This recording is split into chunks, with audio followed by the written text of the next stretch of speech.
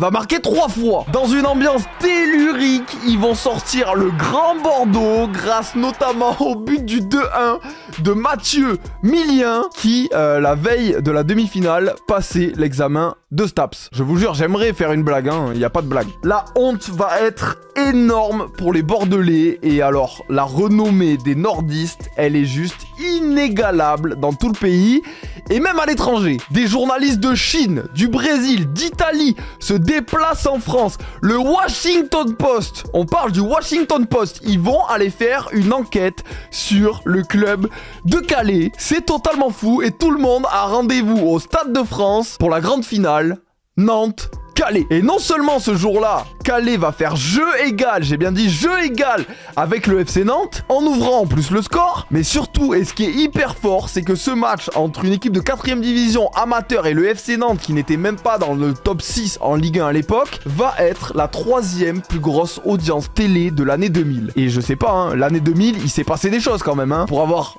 Calais-Nantes dans le top 3. À la 90e minute, Nantes marquera le but du 2-1, remportera la Coupe de France. Mais pour l'ensemble de leur œuvre qui n'a jamais été égalée, Michael Landreau, capitaine du FC Nantes, invitera le capitaine de Calais à soulever la coupe avec lui. Le tout en prime time sur TF1. Et ça, excusez-moi, mais c'est beau. Et l'histoire n'est même pas finie puisqu'à leur retour dans le Nord, ils seront accueillis par 15 000 personnes, soit le plus gros rassemblement de la ville depuis la Libération. Et même si aujourd'hui le club a disparu, je crois que personne ne les oubliera jamais.